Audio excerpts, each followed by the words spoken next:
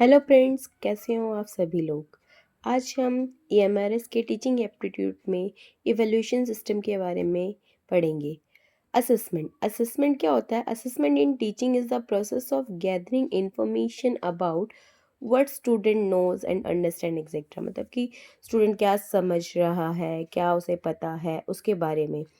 अब ये जो असेसमेंट को जो है NEP में क्या बोला गया है? CCE based. CCE बेस्ड क्या होता है?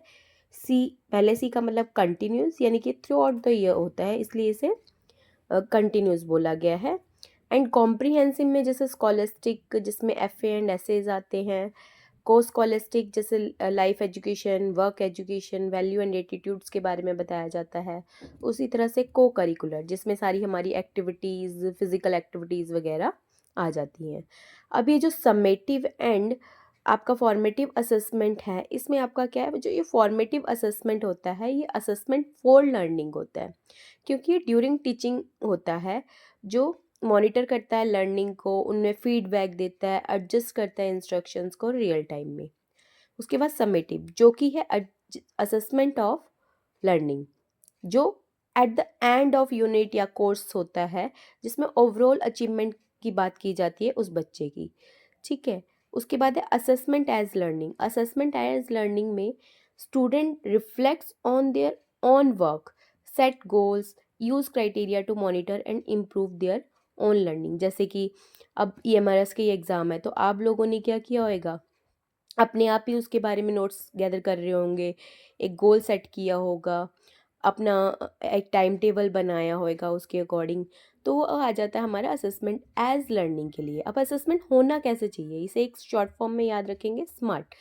एस से स्पेसिफिक, एक स्पेसिफिक तौर पे हमें उसे पढ़ना चाहिए। मेजरेबल, जो भी असेसमेंट होना चाहिए वो मेजरेबल, उसे नापा जा सके और वो अचीव किया जा सके। रियलिस्टिक होना चाहिए, रियल फैक्ट्स के ऊपर होना चाहिए। T for time bound, time bound होना चाहिए। जैसे कि आप कोई भी असेसमेंट लेते हैं या टेस्ट लेते हैं, वो मैक्सिमम 1, 2 या 3 आवर्स का ही होता है। नेक्स्ट आपका जो आता है टेस्ट। अब ये जो टेस्ट होते हैं, ये दो तरह के होते हैं। एक तो CRT, क्राइटेरियन रेफरेंस टेस्ट, और NRT, नॉर्म रेफरेंस टेस्ट।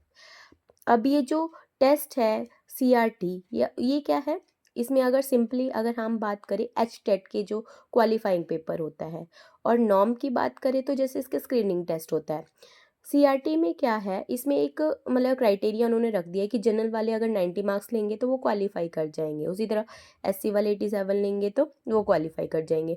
फिर उसके बाद अगलों के कितने भी 150 आए, उससे आपको कोई फ़र्क नहीं है, वो एक क्राइटेरिया फिक्स कर दिया गया है। अब NRT से स्क्रीनिंग टेस्ट होता है, इसमें रैंकिंग की जाती है, जो ऊपर वाले बच्चे होंगे उन्हें मेरिट बेस पे उन्हें ले लिया जाएगा। इस तरह से आपके टेस्ट दो टाइप्स के हैं, CRT and NRT। Thank you, and please like, share and subscribe.